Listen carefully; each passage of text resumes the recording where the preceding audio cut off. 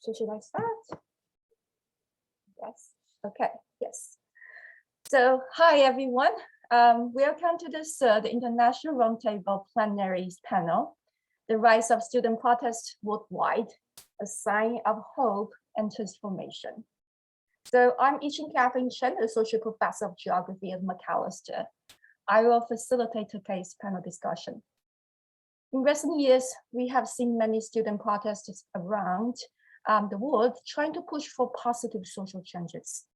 For this panel, we invite 5 international student activists from Belarus, Eswatini, India, Peru, and Tigray to discuss their engagement in social and political struggles related to the Global South. So here we define the Global South as to where people are in precarious socioeconomic conditions instead of the physical geographical location. The panelists will reflect on the global rise in student activism, the centrality of student concerns to domestic and international politics, as well as to their higher education. Also, the challenges they face. So before we start today's panel, here's some information about how we will run today's panel discussion, a couple of things. So first of all, the event is being recorded for those who are not able to attend today. And there will be closed captioning available, just actually down the screen of a button, you can actually click to activate it. And if you have any questions for the panelists you would like to ask, please type into the QA section. And again, the function is actually at the bottom of the screen. And we may not be able to get to all of your questions, but I promise we will try our best, okay? And I would also like to take a moment to honor the fact that Mcallister sits on Dakota land. This is in the ancestral homeland of the Dakota people who were forcibly exiled from the land because of aggressive and persistent settler colonialism. It is our practice to begin our programs with a land acknowledgement at Mcallister. We make this acknowledgement to honor the Dakota people, ancestors, and the descendants, as well as the land itself. Mcallister sits near Badote, the sacred meeting point of Mississippi and Minnesota rivers. In the words of Reverend Jim Bear Jacobs, Badote is a place of a genesis and a genocide, both realities alive in the land at once. We recognize that this acknowledgement itself is not enough, and it only serves as a first step toward decolonization. And for this event, our intent is to be inclusive and welcoming of all attendees, and we ask you to approach this critical conversation with openness and respect for the speakers and for the participant questions. We reserve the right to remove participants whose actions are not consistent with Mcallister community standards, which state we do not tolerate anything defamatory, obscene, and any forms of personal attacks or harassment. Okay. So, and now I would like to introduce our speakers. So, the first speaker is Anjali Dalmia. She's an undergraduate student of sociology, anthropology, and environmental studies at Ashkar University in India, an activist working for intersectional, anti-caste, domestic, social, and environmental justice. The second one, Maeza Gabri Medihe, activist and an international relations specialist, human rights advocate, and community organizer at Omaha Tigray. The third one is Fernando Ganazales, Peruvian journalism student and a news practitioner with a special interest in political and human rights issues. And the fourth one is Orais Muradov, resident of Belarus and international officer in the National Student Association. And our fifth speaker is Belarus Sakolo. He has some actual connection issues, so he may actually join us a little bit slightly later. Okay. So let's actually start with today's conversation. Each of the panelists, in order to help us understand their work, and then also a little bit about themselves, they actually prepare a little bit short, actually kind of 3 minutes introduction. So let's actually go over those and then to give everyone a little bit background to form our discussion today. And today, basically, the first, I would say we will actually have a discussion among the panelists for about 15 minutes to an hour. And then for the rest of time, we will try to reserve those actually for the questions from the audience. Okay, so if audience have any questions, kind of along the conversation, feel free to put them into the Q&A session. Now let's actually start with Anjali. Anjali, could you introduce a little bit about yourself and also the protest and the movement that you participate in? Yeah. Hi, everyone. Thank you very much for joining and for giving me this platform and space to speak today. Hope you can hear me clearly. Yeah, okay. So my name is Anjali. I'm from India. There's a place called Pune, which is where I live. I'm an undergraduate student right now, and I've been very active for the past 2-3 years now in both the social and political, especially focused on environmental justice in India. So I work in a range of places. So one is Yogman Network, which is a student organization, it's a youth organization that works across India for environmental and social justice. And we work through art, music, writing, a variety of different forms to talk about how social justice and environmental justice are actually linked. And we work with different movements, forest movements, different protests that happen across India. I also work in sustainable menstruation for all across different demographics, and we work to make menstruation safer and more accessible for everyone. Along with this, I work on mainly land conflicts and politics, and I'm also very interested in marine ecology and looking at the blue economy and rethinking our economic structures. So I'm going to be talking mainly about a protest called the Environmental Impact Assessment, Draft Environmental Impact Assessment 2020, which was introduced last year by our government in India. And majority of my presentation will be focused around that. So since the pandemic started last year, India especially has seen a series of changes in our laws, especially environmental and human rights laws. And a lot of these are to boost the economy again, in the pretext to boost the economy again, but are severely diluting a lot of the environmental and human rights laws that we have in the country. So one such law that was diluted last year was the draft environmental impact assessment. So this is basically a tool that's used to assess the damage or the impact that a particular project or development project is going to be having on an area and the people and the ecology. So before the project happens, it's supposed to be done by experts, and then a fair assessment is supposed to be taken place along with the public consultation with the local communities to see if that is a project that they would like and if it needs any changes. So this is a tool that our country has. It has been diluted in the past. 2006, there was an amendment which was brought in. And last year in 2020, there was a new amendment that was proposed by our government, which severely diluted the process. So it allowed for industries to start and then for the assessment to happen afterwards with just nominal fees.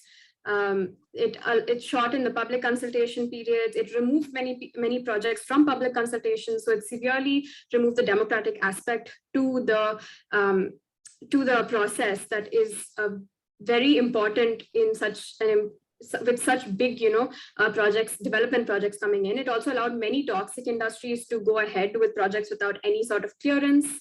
And it had several other issues that were implemented. So what this essentially does is that these are a lot of the time big projects like mining projects or drilling projects. You have big chemical production companies. You have a lot of ports, especially ports in India have been a big thing in the past couple of years. A lot of these projects which are coming up, they really damage the local economy, local livelihoods. They displace millions of people. A lot of people are forced to leave what they've been doing and then work as labor in a lot of these factories and things like this. And a lot of this stuff is done under the pretext of development. So the idea that we are a developing or third world country and need to improve, a lot of this is done under that pretext. And so this was one of the laws that was implemented last year. As it was so damaging, it didn't just impact environment, but human rights, social justice, everything. So there was a movement that was started last year by students. So we started it around June, and initially a lot of student unions, over 100, 200 different student unions from different colleges, student governments and unions. We spoke out and we wrote a collective letter to the government of India, the Ministry of Environment. And following that, there was letters by law students that were sent. There was a lot of social media protests that happened. There was some physical protests, but the pandemic had just started, so we had to adapt to an online setting. And there was a lot of collaboration, a lot of different awareness sessions that were taking place.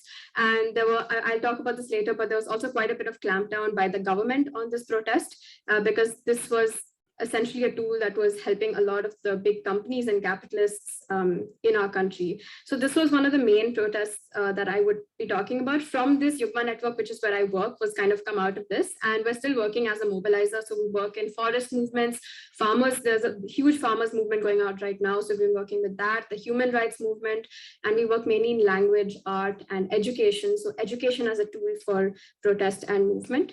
And lastly, another protest that we worked in was the Youth Action to Stop Adani, which is a very big company that is working both in Australia and India. So the idea to protest against, so to say, crony capitalists and art as a form of protest was another big part of the kind of movements that have been happening in the past year, especially in the climate and environment part of India. So thank you very much. I will hand it back to you. Thank you very much, Anjali. It's really wonderful to have you. The second one will Maeza, please.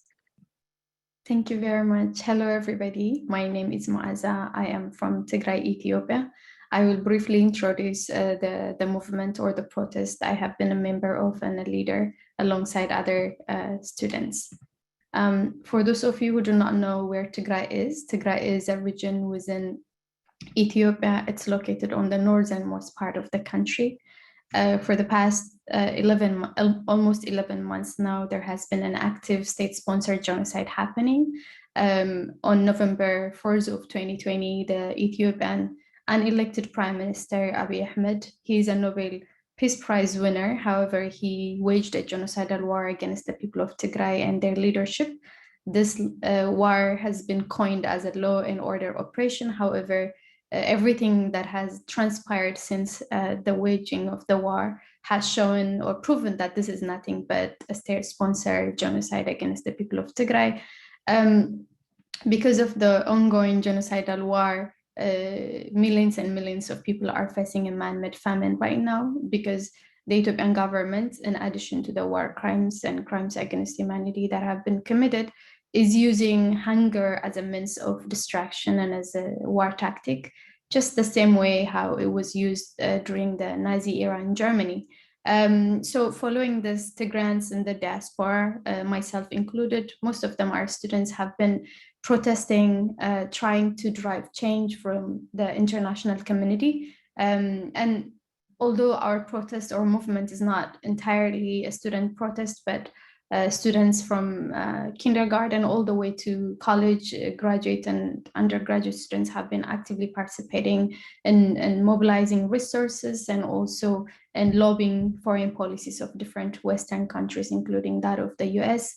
And our movement is aimed at stopping the ongoing genocide that has claimed the lives of thousands and thousands so far, but also to provide humanitarian aid for those in need, and in the long run to find justice by following international laws and norms. This is the movement that I will be talking about in detail later on, and I thank you all for providing this platform. Thank you. Thank you very much, Maeza. The third one will be Fernanda. Good morning, everyone. My name is Fernanda. I'm 22 years old and I'm from Lima, Peru. It's a country in South America. It's next to Brazil, between Brazil, Colombia. And I'm an undergraduate journalism student with a special interest in human rights issues, gender issues. And first of all, I want to thank Mcallister for the invitation and their interest in talking about something that's so important worldwide, such as student protests. And I'm very much looking forward to getting to know more about this topic in the countries that the fellow panelists are from. And with that being said, I would like to share my screen so you guys can see some pictures. Are you able to see it?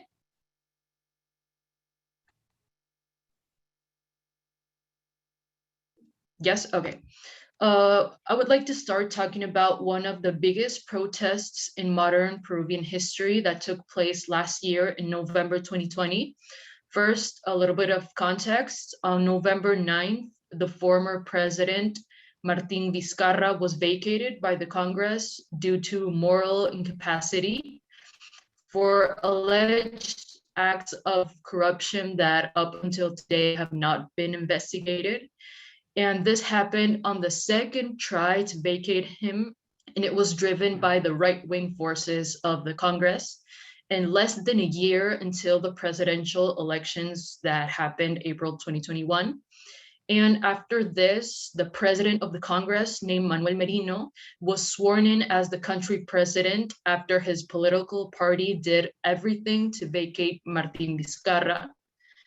And immediately after this, thousands of people, mostly young people, went to the government palace to protest.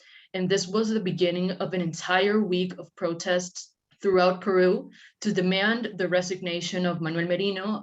As you can see in the pictures, there was a lot of police brutality against thousands of people. And also, nearly 3 million people across the whole country protested in the streets. A lot of them got hurt. Even police officers shot the protesters with rubber bullets and tear gas bombs. So it was very scary and very violent. Two young people, one that was 22 years old and one that was 24 years old, were murdered by police officers. That happened in November 2020, and it's been almost a year. And they have not been convicted, and we are still seeking justice for them. And after this happened, after a whole week of protests, Manuel Merino decided to resign. And it was a great achievement for the whole country. And up until now, it has marked us deeply. It is something that the activists always remember, because it was something that was never seen before. And I'm really looking forward to tell you guys more about this. Thank you for listening to this first part. Thank you very much. So the last one will be Aras. Aras, please. Can you hear me? Okay, great. Yeah, first of all, I would like to thank Mcallister College to reaching us, to reaching me to talk about Belarusian case, and especially the students' protests as a part of the long marathon called Belarusian Protests 2020. And yeah, I'm Aras. I'm from Turkmenistan. So originally, from small country. Well, it's not actually small, but it's a country from in Central Asia. In 2013, I came to Belarus to study, and I got involved in student activism, not the one governmental one, but the one who is in opposition to the government, an independent voice of students. And I'm going to talk about the Belarusian Students Association, the independent national student union in exile currently.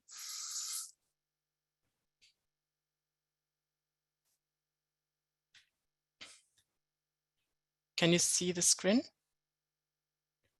Yeah. Belarusian Students Association is an independent national student union which was created in 1989 by ordinary students who really tired of communism and wanted to build a national state based on national values, mainstreaming the Belarusian language and culture. That was a main young youth union and the young power against the communism, which was in the weakest point, in the weakest historical point in 1989. And during 90s, the union was anticipating Lukashenko's government after Lukashenko got elected in 1994. Protesting against different inequalities and students' rights violations, because of which the union got deprived of registration in 2002, just because of formal reasons, but the reason was the protests in 2001 election year against the Lukashenko's regime. And after which the union was working for a long period as partisan union, and the activists of the union were organizing the protests up until 2015. And in 2016, the union was revived by 6 activists who organized protests in 2015 against the paid repractices of the lessons and the lectures, and the dormitories not being able to enter after 10 o'clock, 10 p.m. And the union was at the moment in 2016 was consisting of, I don't know, dozens of people. But after that, the union was growing and growing in numbers up until 2020, when it was the grassroots union of 200 students. In 2020, the protests happened, and in the beginning of the 2020, we already had our activists arrested just because protesting against state ignorance towards coronavirus, because, as you know, in Belarus, one of the countries who didn't introduce any quarantine measures, and there is no stats, there is no independent structures which could protect your medical rights. That's why the students were protesting outside their universities to show that they are not, they don't agree with that, and they were also protesting during the 2019 parliamentary election campaign, and because of which, in the beginning of the 2020, several of our activists got arrested. You can see some of them here. In autumn of 2020, when the protests got the critical phase, the students were the critical voice of the society, because the students was the only group who were protesting every day, marching in the streets, marching inside the universities, and even striking. And in 2020, in many universities all across the country, the strike committees were founded, and the strike committees after the protests got associated under the Belarusian Students Association. So the BSA now is not a grassroots union, but an umbrella organization representing 15 university unions from all of the country. There is a link to the website. You can visit our website just to see more information. And one of the actual activities we are doing is the campaigning for advocating for the rights of those students who are arrested because of showing their political opinion against the regime. And they are all in the prison, and they are sentenced for 2.5 years in horrible Belarusian prison. So visit our website. I will send the link in the chat so you can learn a bit more about the union. Thank you for your attention. Thank you very much. So our panelists actually introduced the context. Now actually we can proceed with conversation. One thing actually, I bet, including myself and then probably many people in the audience, will be curious about, because this is actually a lot of time and energy, and you invest into this, right? So what actually motivates you to participate in those movements or protests? Mm-hmm. Who wants to go first? Just jump in.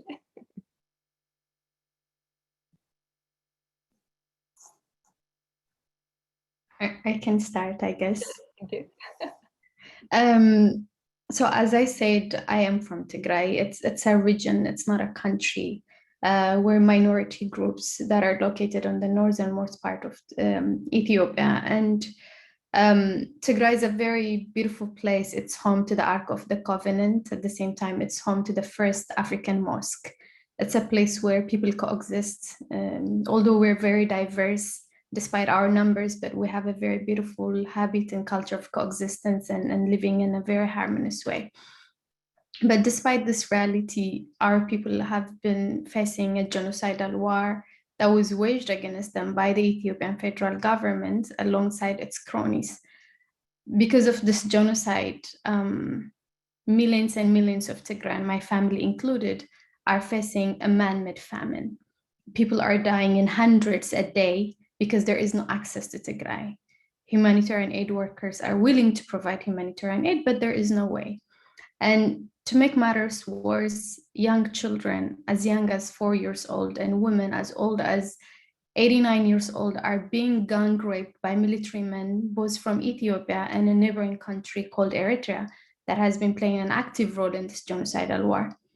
In addition to that, there are drones that are being actively used to exterminate and annihilate the people of Tigray. These are drones that were sponsored by Turkey, by United Arab Emirates and others. And there are also rumors of chemical weapons being used against civilians in this genocidal war. So when you're faced with such kind of reality, you don't have any other option but to stand up and do whatever you can to save your people. I came to the US 2 years ago to do my master's. I'm only 26 years old. If it was up to me, I would rather be out there pursuing my education and building my career, trying to become the woman I want to be one day. However, my people are literally at the brink of extermination.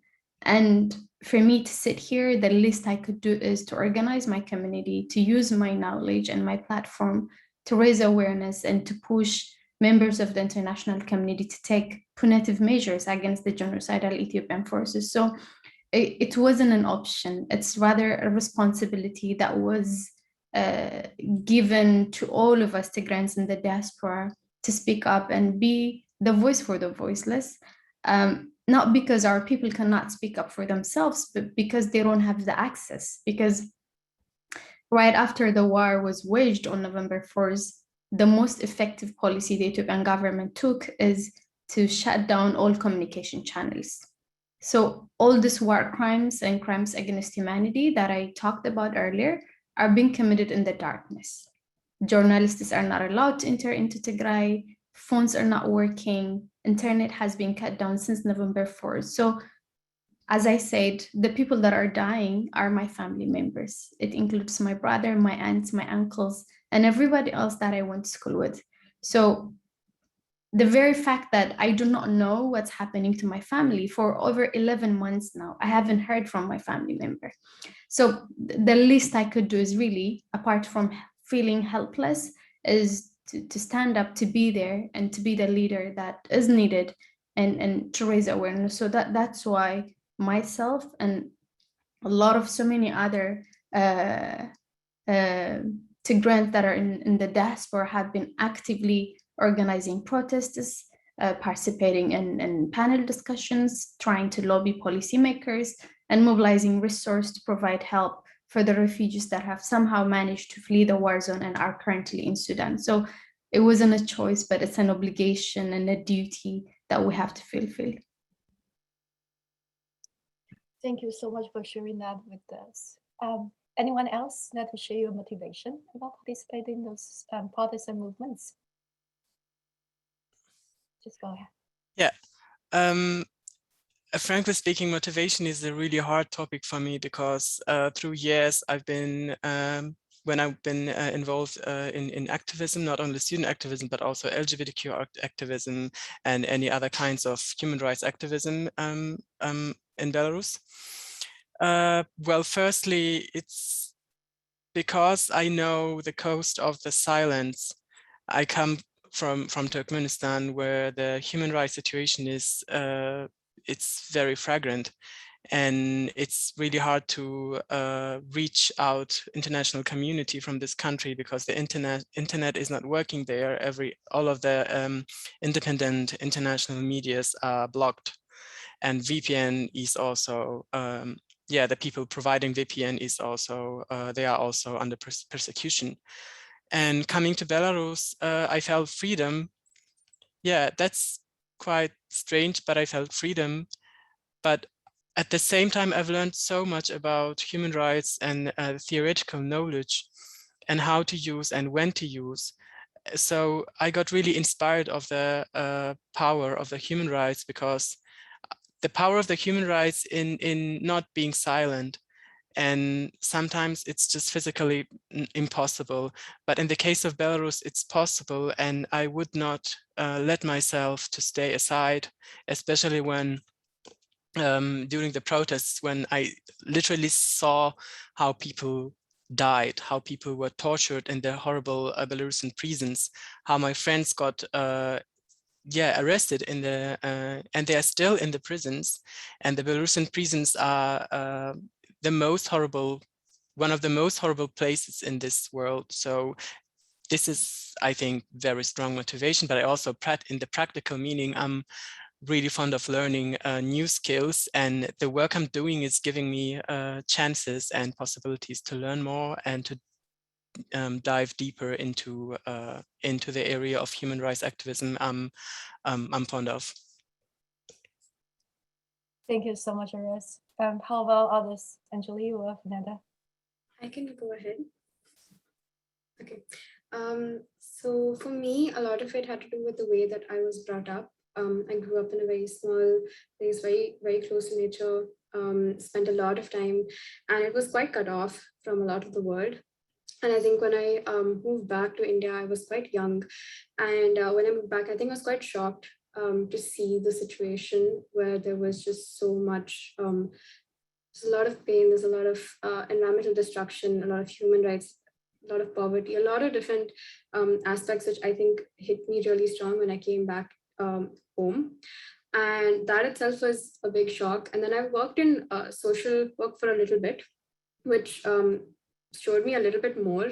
But I think at that point, my environmentalism itself was still quite elite and very much like moved towards sustainability, sort of an environmentalism, wasn't quite environmental justice. And just want to acknowledge the fact that I myself come from a very privileged position in Indian society. And I think I was very lucky to be sheltered from a lot of the suffering and pain that a lot of people do go through in India, because a lot of the projects and environmental destruction happening.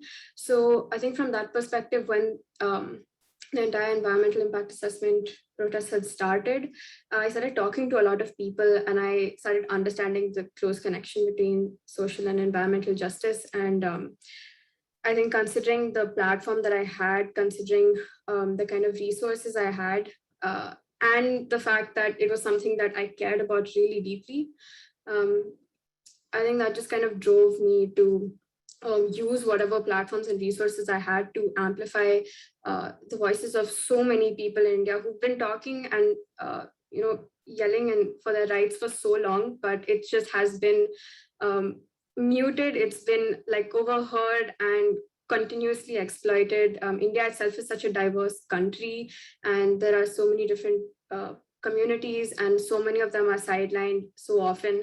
So I think I felt like it was my responsibility as a student to use my platform to work on this. And of course, it goes without saying that climate change is something that's going to be impacting us the most, young people the most.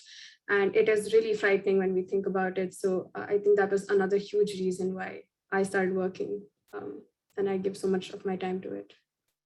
Thank you so much, Anjali, for the story. And then Fernanda. Yes, as in the motivation, I was the president of the Student Federation in my university. It's called Pontificia Universidad Católica del Perú. It's one of the most important private universities in the whole country.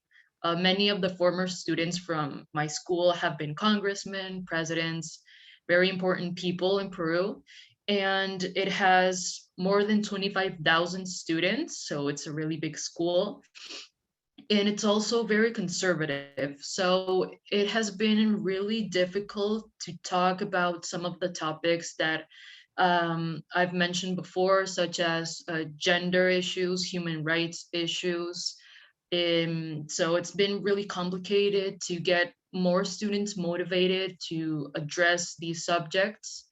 But talking about the November 2020 protests that I talked to you guys about in my first presentation, Before that, I was already very involved in what was happening in my university. For example, it's very expensive. It really is. So this is something that we have been protesting against for many, many, many years, because the education we receive, it doesn't meet up with the high payments of the courses and everything extra that we have to pay to take classes. So this is one of the biggest issues. Also, bullying, sexual harassment towards female students is something that has been it has happened a lot in the last years.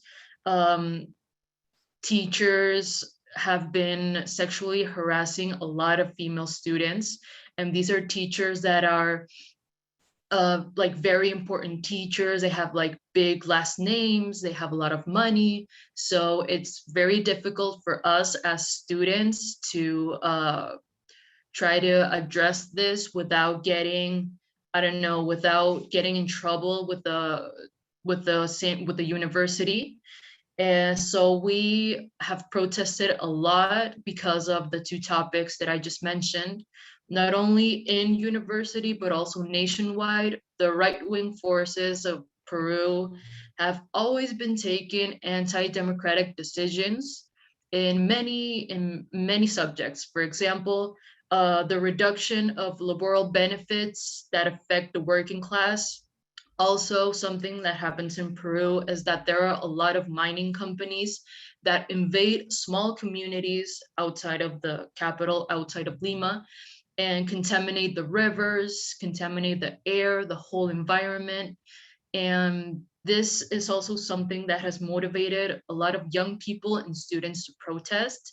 It's not necessarily something that affects us directly, but it's something that happens in our country, and it's something that we are really involved in.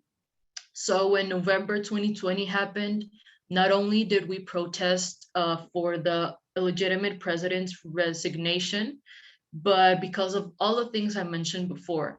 There are always so many things happening in Peru. We have had like 4 presidents in the last 5 years. There's always something happening. So November 2020 was an opportunity to talk about many things that needed to be addressed. Students, with working class people, with other activists, gender activists, LGBTQ activists. We all came together to think about what do we need to make Peru a better country, a safer country. And yeah, so those are some of the motivations. Thanks. Thank you so much for sharing, Fernanda. And as we were speaking, our 5th panelist actually come online. So our 5th panelist is Bafabiki Sakolo, and he is a nursing student at the University of Swaziland, currently serving as the Secretary General of the Swaziland National Union of Students. Welcome, Sakolo. So we will actually went over the first question to talk about the motivation of why people actually join the student movement or student protests.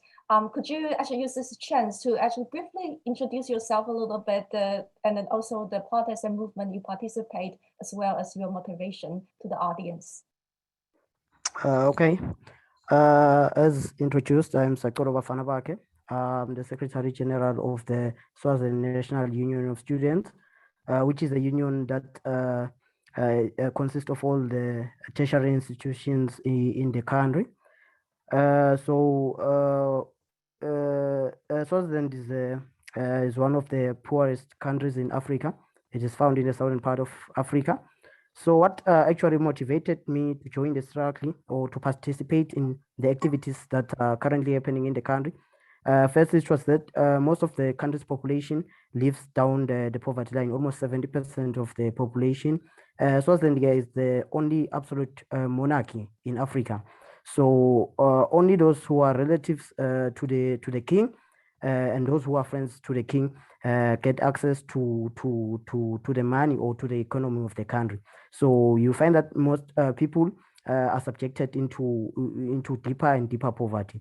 So that's what motivated me to join the struggle, because one, when you finish, okay, you have to pay for your primary and high school education. When you get into tertiary, you also have to pay for yourself, but they sometimes offer scholarships, but not to everyone, almost 50% of the student. So you don't have a choice. If you are not taken for scholarship, it means that there is nothing else you could do rather than to stay on the streets, be to be involved in crime and other social ills. So what actually motivated me was the conditions that we live in under this school. People are dying each and every day because of poverty. We are given a small amount of living allowances. Some of our brothers and sisters are not even giving the scholarships and the allowances. So you find that most of my brothers and sisters here, they starve sometimes to death. Most of them commit suicide. They are involved in prostitution. They end up being drug addicts because of the environment that we live in. So someone had to stood up and address these issues. So the reason why people don't know much about what's happening in the country. In most African countries, most of the things are done in the dark side. So when we are protesting, they shoot and kill. I was on 21 May, I was arrested and I was in the maximum prison of Swaziland for false accusation. So the reason the world doesn't know what's happening in Swaziland, it's what is common in amongst most African countries. They just close the internet. There will be no connection as we speak. You could see that I have problems with the internet. It's because of the situation. Even as I'm sitting here, there are gunshots. You can hear gunshots from where I am. So that's the situation. So someone had to stood up. So the South National Union of Students is an illegal organization in the country. No union is allowed. You rather use an association or what, but no union is allowed and registered. So these are the things that I had to stand up and address. Thank you very much. So let's actually kind of move on a little bit, and then thank you so much for sharing all your stories, and then let us actually know how you actually come to your movement or protest. But one thing I think actually with also many different kinds and different contexts, one thing which I'm actually very curious about is that all the different kind of protests or movements actually you participate in, some are pretty much actually kind of exclusively about students, but many of those actually issues are not just about students, right? It's actually widely concerned all the society. So who are the students basically in your movement, right? How did you define students, and or in other situation that student was part of it, what kind of roles do students play, and how important is that? Any thoughts? I could start. Yeah, a Belarusian student is, I think it's quite an ordinary student living usually in a dormitory, in a room with 3 or 4 other people, being expelled from the dormitory, just participating in any events or processes government doesn't approve. Yeah, Belarusian students is being forced to vote for certain people during parliamentary elections just because they can manipulate with the students, because they can deprive again of dormitories, or they can just expel from the universities. And this was the situation for many years. And I think that the same student now is just not much afraid of this deprivations. The student of 2020, 2021 is just has the better understanding of the political processes. The student is more empathetic. The student is more feeling like a part of the society, the civil society. The student just knows about civil society. And yeah, slowly the student is getting really experienced in a political process, which means that a future student is going to be even more powerful than today.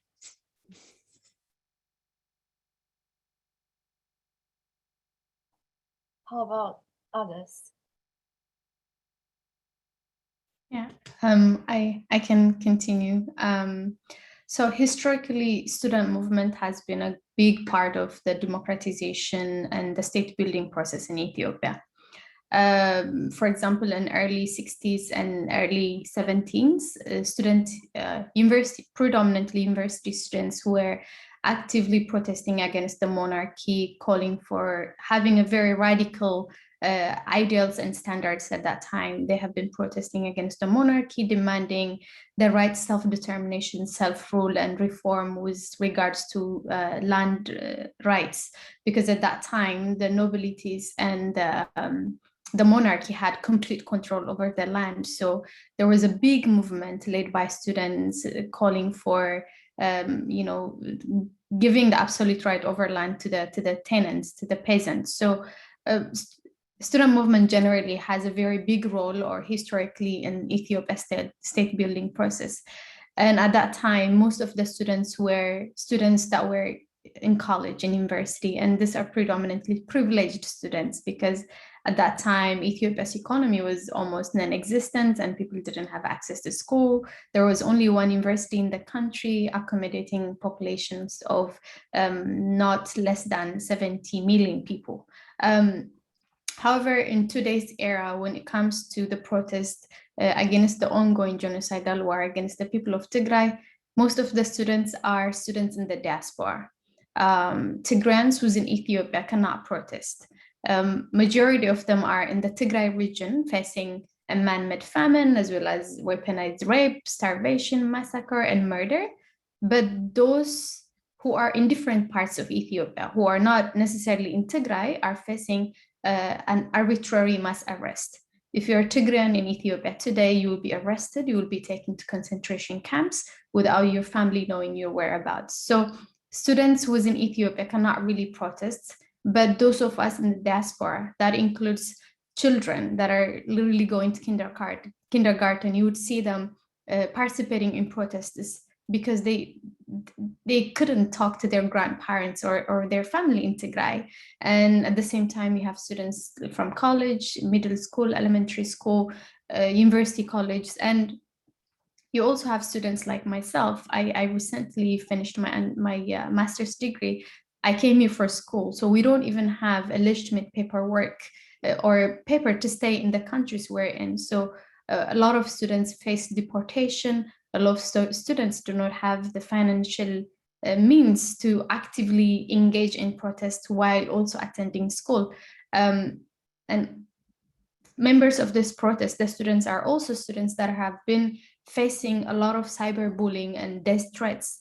For example, I myself have been faced with a gun has been pulled at me just because I led a protest, just because I spoke up against weaponized rape, starvation, and genocide. So, and the role the students are playing in pulling this protest are quite different. You have students that actively write, publish about what's happening. You have students that actively lead protests by traveling from one state to another state. Again, because we're minority in our country, even so when we're abroad, our numbers are very small. And when you're leading a protest, numbers do really matter. So sometimes we have to make trips from one state to another state, even from one country to another country.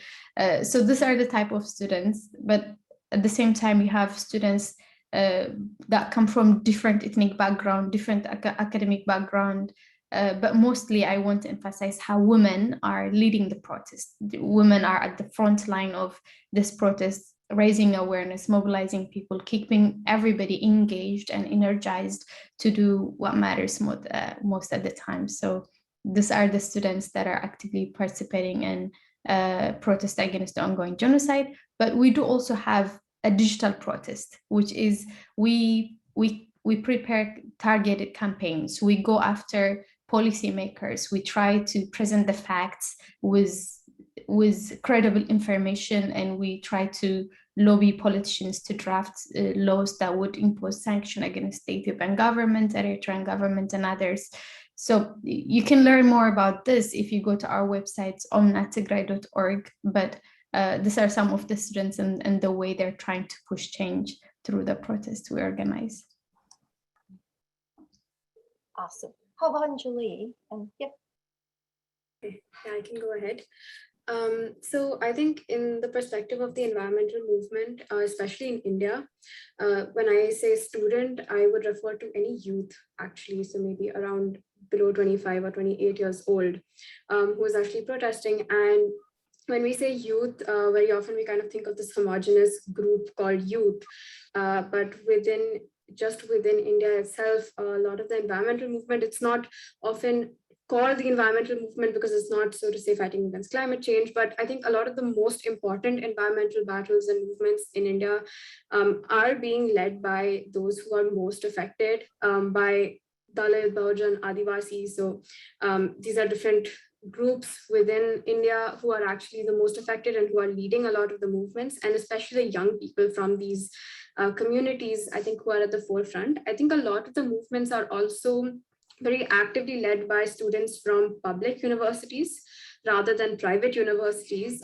despite private universities being the ones who are, so to say, teaching the liberal and the progressive sort of curriculums. I think it's a lot of the public university students who are really at the forefront of a lot of the movements and leading a lot of these. So I think that's another big part of it. Definitely student groups and student unions. I myself was part of like student government at our college. A lot of these are definitely very politically active and very mobilized as well. So I think that's another big part of the student when we talk about environmental movements in India, environmental and social movements. And definitely when we think of the role that the young people play, especially after the pandemic, there's been a huge shift online.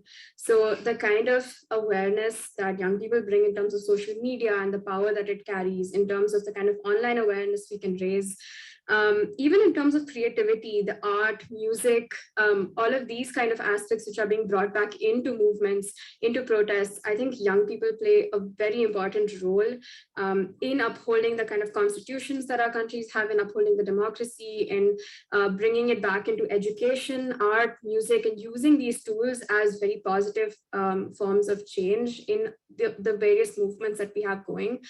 And I think it's very, it's our responsibility. It's also directly connected to a lot of our future. So I think young people in general play a very important role.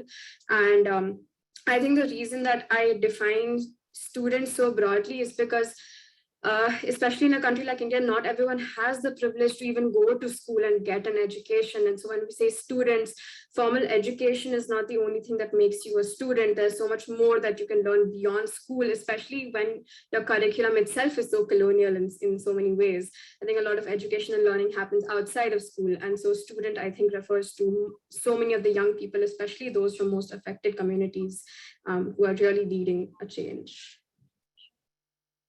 Awesome. So how about Fernanda?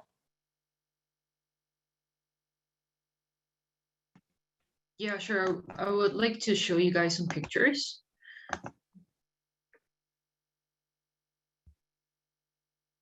Can you see them? It's coming. Yes. Yeah, okay. I'm just gonna leave it like this because it's gonna like freeze if I present it. In this particular protest that I'm talking about, the November 2020, nearly 50% of the almost 3 million people that went out to protest were young people under the age of 25. And this is something that was never seen before. And something very particular about the November 2020 protests is that the people that were protesting had never done it before in their lives. So they were very new to this environment. They were very new to everything. And it was very complicated, I guess, because it was in the middle of a global pandemic. Peru was and is one of the most, the countries that has the biggest amount of COVID infections in South America. So it was very scary for a lot of people. And this wasn't something that stopped millions of young people under the age of 25 to go out to the streets and protest. The pictures that I am showing you is the group of students from my university that I talked to you guys about. The picture below, this is me with a flag with the name of my university. And I really like these pictures because they're pictures about the 500 people from my university to the government palace in downtown Lima walked for about 2 hours protesting before they even got to the place where the million of activists went to.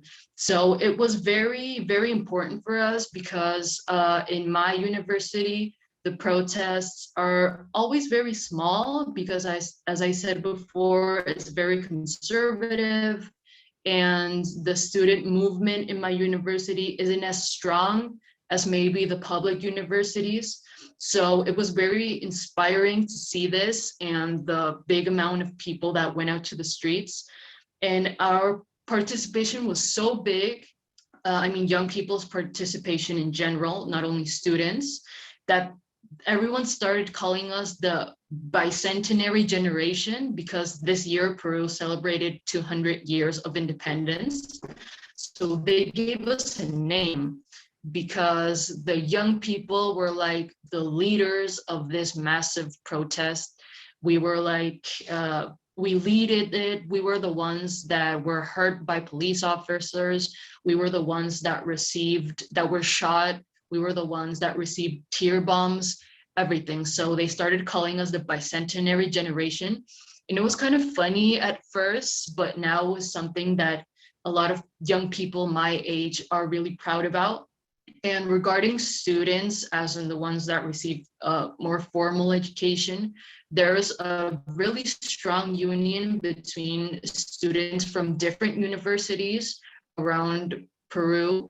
There are about 400 universities here in Peru, and there is a very big union between some of the biggest universities, public and private ones all around Peru. So when the president was vacated, we got together mostly virtually because of the pandemic to organize the protests, create safety brigades, and protect ourselves. So when we were protesting, it wasn't like everyone mixed up, but there was like one big block of students.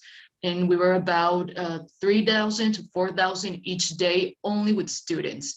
And we even had like flags with the names of our universities, and it was very organized. And I think that of all the activists that were in these protests, the student activists were the ones that organized better. So this is something that I always think about because it was really inspiring, probably one of the most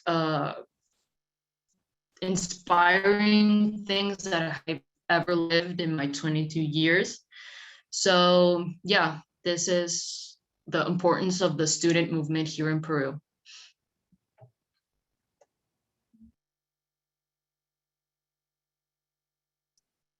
Thank you so much. So anyone else who would want to jump in for a thought about student? Okay. All right. So let's actually move on a little bit further. One thing we're also very interested about is that, kind of organize different kind of social movements, protests is always actually kind of a lot of challenges, right? So we're just actually kind of wondering about what are the major challenges that you have been faced when you are actually trying to push for those positive social changes, and is it kind of a ways that you actually try to also overcome those challenges? Could you share a little bit about those challenges you face and any kind of solutions you actually try to do?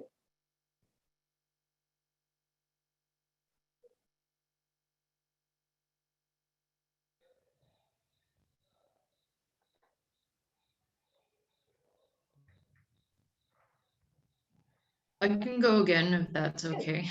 Yes, please. Yeah, okay. Definitely a challenge was to protest during a pandemic. As I mentioned before, Peru is one of the South American countries that has the biggest amount of COVID infections. So it was very scary to protest with so many people. And we haven't been protesting since before the pandemic. So it was like 1.5 years that we almost didn't go outside of our homes. And we did so to protest on November 2020. So it was very, very scary and very complicated. We were like not used to this anymore. Hopefully these protests did not cause COVID outbreaks. That's something that's great. It didn't cause COVID outbreaks. And another challenge, and I'd say that is the most important one, was to keep alive this climate of protest, resistance, and search for democracy, to keep this alive. When November protests ended, there were no long-term objectives as a student and as a citizen movement. It was only, okay, Merino's resignation, the president's resignation, and that's it. There was nothing long-term. And I think that's something that we didn't take advantage of the situation. There were more than 3 million people seeking for changes. Changes not only regarding the resignation of Merino, but more changes in more topics, work topics, environment, gender, LGBTQ, and we didn't take advantage of this climate of protest. And it's something that started in November and ended in November. So that's really, really sad. And that's something that I think it's really important for us to criticize ourselves and really think about this, because I really don't think that this is something that's going to happen again. I don't think that more than 3 million people are going to protest in the whole country. Maybe it does, maybe it's going to happen, but I think it's going to be a long time until that happens. So when it does, we have to have long-term objectives and do something beyond the protest. So that's a big challenge for us. How about others? I would go next, just to show the contrast with what Fernanda said. In Belarus, we didn't have any like COVID quarantine or hygiene concept, and that was, I think, really losing point for the dictator, because if there was such a measurement, such a restriction, then yeah, he could, push more or put more pressure on protesting people, explaining it as with the COVID. But it doesn't necessarily mean that the protests didn't cause any complications for the medical system. I'm sure it did. But through the years for the union, for the BSA, the challenge was just to get more people, more students involved in student union work, just to educate more people, which was quite hard, because we always were scared of repressions. We always needed to know our place, our limits, not to step into the land of repressions. But with the 2020 protests, it wasn't a challenge anymore. More and more people were joining us, and that was like a dream for us, because we saw people just being not ignorant or being not silent. But also another challenge we faced is the security forces in Belarus. They are very experienced, and they are old school security forces. It's even called KGB. It's like the name from Soviet times, and we lacked some security measures. That's why my friends got arrested. Although we knew some online security measures, we introduced them to everyone, but we didn't make additional effort on implementation of those measurements. That's why a lot of people suffered, because online protest is of course beneficial. It's more mobile, but at the same time, it's not secure, it's not safe. You need to know all the nuances. And the second thing is that we didn't know that in Belarus, in a IT hub of the Europe, the internet could be just blocked. For 3 days, we didn't have anything and we were not ready. For example, maybe in some countries, people knew that this kind of things happen usually during the protests, but frankly speaking, we didn't know this. That's why we were so disconnected as a student group.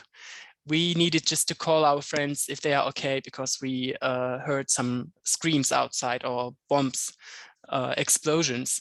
And we just were quite, quite insecure. So,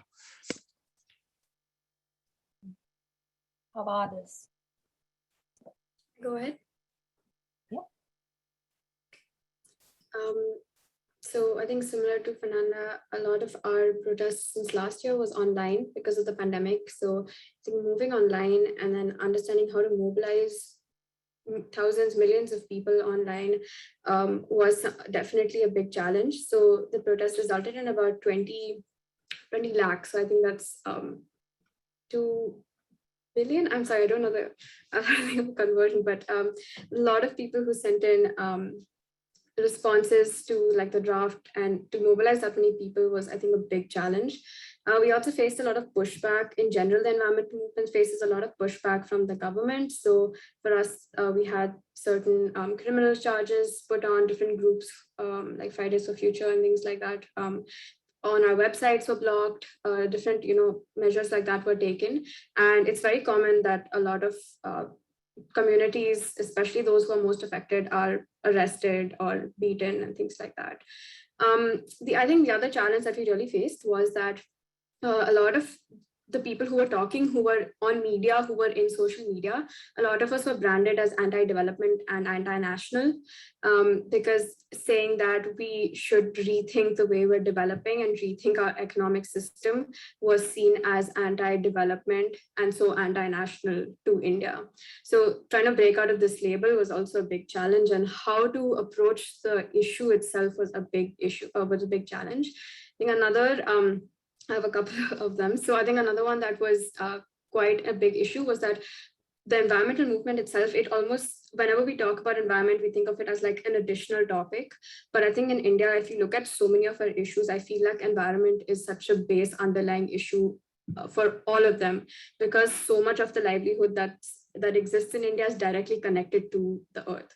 And we actually go after some of the biggest crony capitalists when we're actually addressing a lot of the environmental movement. So there's a big risk involved over there, because there's a lot of power and a lot of money involved. And also trying to bring, the social aspect to the environment movement. So it's not just an elitist movement, but it has to go beyond, using sustainable cutlery. It's really about power, different power angles, different power structures that exist, and a lot of the social issues that are happening. So I think that, and the last one that I'd like to say, which I think was one of the biggest ones during the pandemic, was the extreme burnout and mental health issues that young people faced because of these movements. It's like any given day, there's at least 10 different new environmental issues that pop up in India. And because it's such a big country and there's such a small number of us who are trying to work on them, there's never a break. And I think the kind of burnout that young people are facing when we could be doing so much more, and we spend so much of our time trying to just say, hey, can you not dig up that forest? It's one of the last pieces of forest that's there, that exists over there, which should just be common sense at this point. But I think we spend so much of our time and energy on that, and it causes extreme burnout and mental health issues, I think, for young people. So I would say that's one of the biggest challenges, which I still don't have a solution for. I think climate anxiety is so real, and it's something that we really need to work on as a community. I think older people who are in the decision-making places need to really think about it, and I think young people need to come into those places. So, yeah. Liza? Yeah, most of the challenge we faced are not different from the challenge that were discussed, but the primary challenge for us was security. Security, because mind you, we're fighting against states. This is a genocide that was waged not only by one country, but also other countries that are playing a factor and sustaining the ongoing genocide. So security was a #1 threat for us. It was a challenge not only for those who's in Ethiopia who continue to face a state-sponsored violence, but also even for those of us abroad. And as I alluded to earlier, guns were being pulled at protesters, including myself. There is cyberbullying that happens everywhere across the board. But in addition to that, the mental health issue has also become a very serious problem in our movement, because the Tigrans and the diaspora are having to fight for their people while they do not know the whereabouts of their family members. Mind you, waking up every morning to very harrowing images of people starving, children starving, women being raped. You are in a position and a place where you can help. You have the means, but you do not have access to your people. There is no phone. You cannot pick up the phone and you cannot ask whether your mom has been raped or not. So that burden of having to be strong as you continue to mourn and to feel the pain of your people has taken a very huge emotional toll on our people. And we have lost a lot of our community members to stress and depression and to other sorts of issues. So I would say the #1 issue is security, both in terms of human security, but also in terms of the state security. And the other challenge, obviously, COVID has been a challenge because the war was waged on November 4th, where the international community was really busy in anticipating the election results of the American presidential election. But at the same time, COVID and quarantine was a big deal. So for our community members, to be quite frank, we didn't really care about COVID because the stakes that were there are quite higher. We couldn't care less about catching COVID or anything like that, but the regulations wouldn't allow us to go out there to places where we needed to be and amplify the plight of our people. So this has been one of very challenging moments for us because of the because of the issues I raised, but also because we're going through this not for the first time. Our people have been faced with the same kind of situation 2-3 times historically previously. And because the international community didn't really take a concerted action to resolve the issue from its root cause back in the days, we're having to go through it all over again. And there is a generational trauma that comes with it. You have survivors of the previous genocide, you have survivors of the previous man-made famine that made it out of Ethiopia through, as refugees. They first went to Sudan, and then from Sudan, they came to the US and different parts of Europe. And now they're having to relive that reality. So the generational trauma and the toll it's having on their mental health is really, really immense. And these are some of the challenges. Also, the fact that there hasn't been any meaningful action taken by the UN, by the US government, and also the European Union, despite our continued activism and protest, has also made people feel hopeless. So you see a lot of people not coming to protest because what's the use? I have been screaming, I have been tweeting, I have been participating in everything for 11 months, and yet global leaders are to do anything meaningful beyond rhetorical condemnation or expression. So all of this combined together has made our community members feel helpless and hopeless, and you see them wanting to go back home and join the armed struggle. Even educated people like myself were often faced with temptation to go back home because we don't see any hope whatsoever in the international political realm or system. So these are some of the challenges our community has been facing. Thank you so much. And then, and also actually want to mention that there's actually questions specific for Maza on actually the Genocide Integrate, as well as the website about all those movements. Maza actually already put those information out there, so please definitely check out.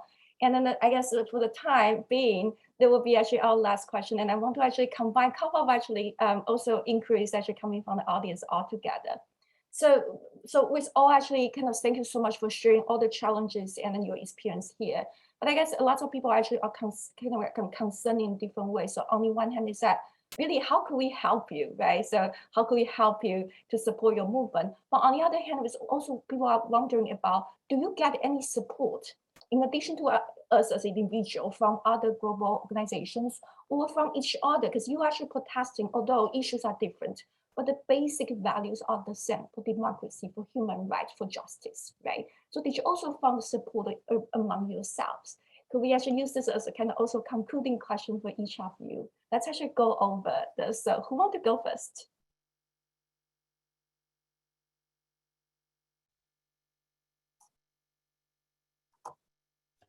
I can go. Yeah, that support is needed, and it's the kind of support is really different because of the human rights crisis in Belarus ongoing. People are leaving the country, and students are being exiled, and most of them are in Ukraine, in neighborhood countries in Lithuania, Poland, and a lot of countries and institutions help to support those students, the repressed students, with scholarships, with grants, and we are really grateful to them. But it's still not either not sufficient or it's insignificant. That's why we're calling on different countries to somehow help with financial support to those who are fleeing the country, or just to talk about the cases of the political prisoners, because the conditions they are living through, they are horrible, and it's just not fair to forget about them, because they fight it not only for themselves, not only for their families, not for us. They fight it, and I'm sure they will be fighting for human rights. And human rights, as we know, they are universal and unique. And that's why it's really important to stop, for example, with any kind of relations with the institutions, the administration of which are reportedly being involved in repressions against their own students. For example, we saw the cases when the administrations were calling the riot police into the university.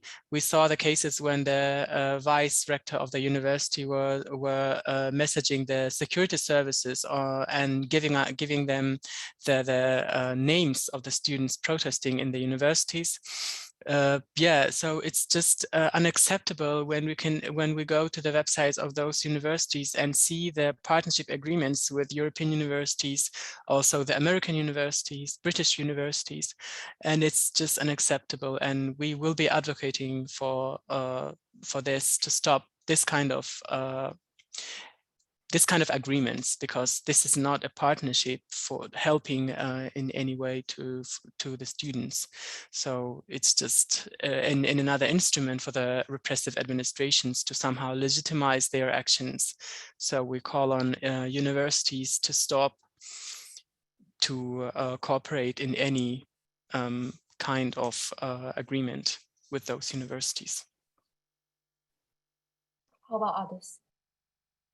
I can go next. So one of the easiest and simplest ways you can support our movement towards ending the suffering of innocent people and ending a genocide is by educating yourself. Learn more about what's happening in Tigray and why it's happening. I understand it's a very heavy topic and it requires a very long amount, significant amount of time to explain the root cause of the genocide, the things that are happening, and the way forward. But if anything, I want to leave everybody here with the fact that you have the power to end the suffering of innocent people. If you use your power effectively, you can actually make a difference in innocent lives and innocent people's life. And as university students and faculty members, the best thing you can do for us is to provide platform, help us create opportunities to raise more awareness about what's happening in far Africa and in the darkness. Once you educate yourself, become an ally, speak up, use your platform. And also, if you're within the US, talk to your senators and Congress people. Ask them what they're doing to stop the ongoing bloodshed in Tigray, Ethiopia. The US government has multiple times issued condemnation statements, even threatened the Ethiopian government and Eritrean government with sanctions, targeted economic sanctions. However, they're yet to take actions.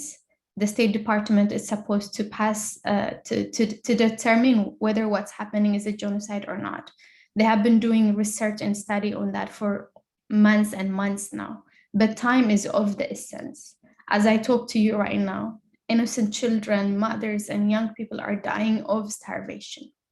Over 100 people die on daily basis.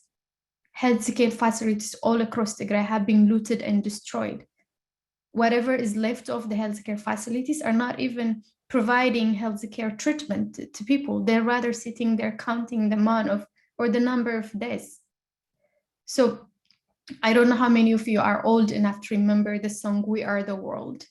It was a song sung by Western singers, including Bob Geldof. They came together in early 80s to raise funds to provide humanitarian aid for people that were faced with the same kind of man-made famine. Together, they were able to raise enough funds to provide humanitarian aid and save innocent lives that were starving because of the Ethiopian imperial government back at the time. The same thing is happening right now. The only difference is that now you have people in the diaspora that are trying to sound the alarm, that are trying to put the international community on notice, so that when the time comes down the line history, people do not say, I didn't know. So you have the power to make that difference, and you can do that by pushing your Congress and senators to do right by the innocent people suffering in darkness. At the same time, if you're a frequent user of a drinker of coffee, make sure the coffee you're drinking, the money you're paying to drink your coffee is not going to sustain a genocide. If you drink Ethiopian coffee in Starbucks, I urge you to stop doing that, because the money you're using, the money you're paying for the Ethiopian coffee goes to the Ethiopian government, who eventually uses it to buy armaments, including drones and chemical assets, to exterminate an entire group of people. If you all know the Ethiopian Airlines, it's an airline that's well known globally. It's one of the best airlines in Africa.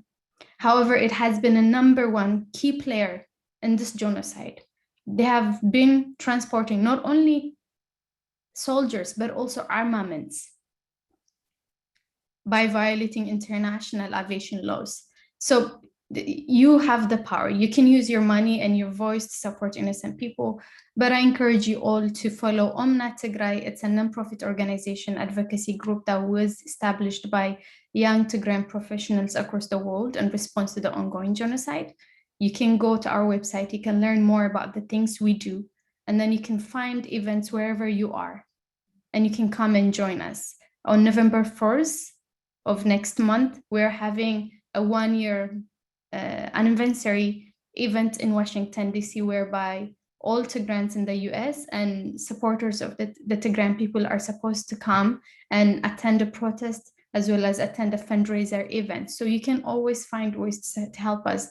If there is the will, there is the way. So that's the one thing. But I don't know if you'd like me to go ahead and answer the questions, or if you're going to give me time later on, because I see there are so many questions that I need to answer.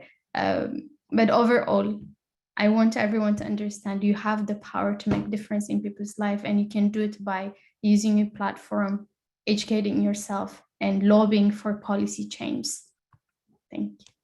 Thank you so much, Maisa. So Maisa, if you want, because there's lots of questions actually directing to you. So if you want, please definitely type in the chat and answer those questions. And let's actually finish the last two. So Anjali, would you like to go the next? Sure, thank you. I think Maisa covered a lot of what I was intending to say as well. But I think definitely in terms of support, young people need a lot more legal support and financial support. And these movements, like I mentioned, they are extremely long. They've been ongoing, and especially when you think of environmental issues, there doesn't seem to be an end anytime soon, because it's not just one issue, it's an entire global structural problem that we're addressing in the context of one country. And so we definitely need a lot more financial and legal support, along with political support and awareness of generally the public, because how you vote really makes a big difference. And I think that's one way that everyone can pitch in, which is how are you voting, and who are you supporting? I think that makes a really big difference.